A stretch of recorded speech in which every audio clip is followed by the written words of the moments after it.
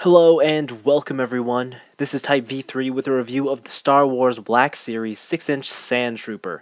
You know the one, the first of many Imperial grunts to fall prey to the famous Jedi mind trick. At its core, the Sandtrooper is basically a stormtrooper with dirt plastered all over it. So with that in mind, I'd say Hasbro nailed the look of this character from head to toe. Detailing throughout the armor looks great, and I love the small touches such as the divots in his forearms and the pulled wrinkles around the clips of the pauldron. Though, the body's proportions are what sell the look of this figure. It's bulky without looking huge.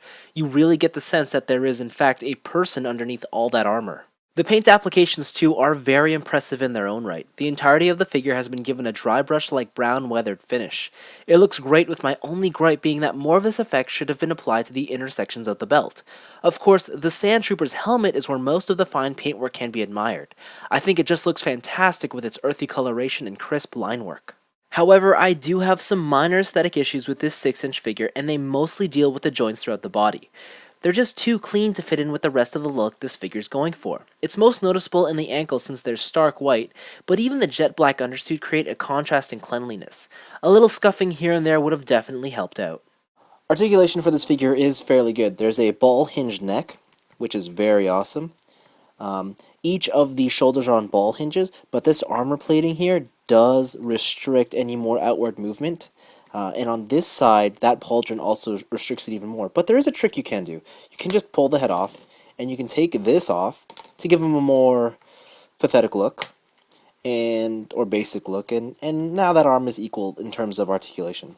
Bicep swivel, there's a double jointed elbow, though because this area of the armor just has this like protruding section to it, it doesn't quite allow for that second double joint to be in effect. The wrists are interesting. There's a swivel on each wrist, but this side has the extra hinge through the sides of the wrist, so it can go down like that. Whereas this wrist has it through the base of and top of the hand, so it can go in and out. It's a little weird. I don't know why they went with asymmetrical decisions, but I suppose because this is the gun hand, that's why they went for it. Great ball joint in the torso. There is no waist. The hips kind of suck. There's a ball joint there, but again, the armor does restrict movement outwards.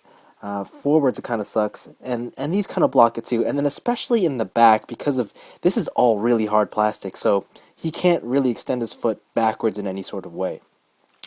Double jointed knees are great. There is a thigh swivel in there as well, but again, right here, right where these two armor panels clip, that's where you get all your restriction.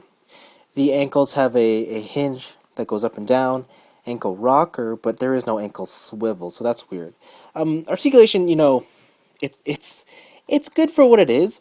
It does have a lot of limitations just because of his armor, and that kind of makes him a little restrictive here and there, but I kind of like it, you don't ever expect these stormtroopers to be doing anything too dynamic, but there's still enough there to have some decent playability with them, and that's okay in my book.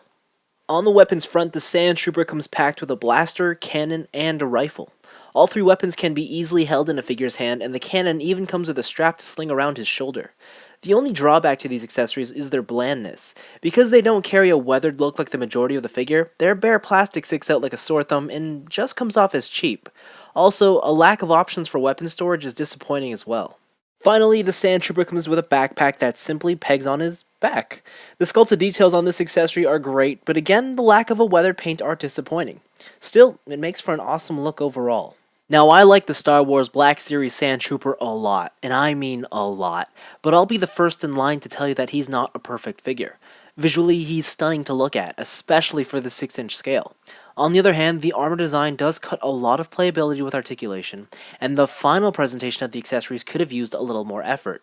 Yet, there's this unexplainable charm to this figure, something akin to the pathetic personality of this character that I find myself attracted to, so much so that I'm willing to see past its flaws. That said, despite the novelty of the Black Series packaging, at $20 this is still a fairly expensive action figure, and without doubt a tough sell to non-Star Wars fans. However, if what you're after is a great looking toy that's just plain fun and have yet to dive into the Black Series toy line, then this is the figure I would recommend. Anyways, this has been Type V3. Thanks for watching, and I hope you found this review helpful. While the Sandtrooper certainly isn't the best toy to come out this year, it's easily one of my favorites, and going forward I'm committed to every version of this Black Series figure to come.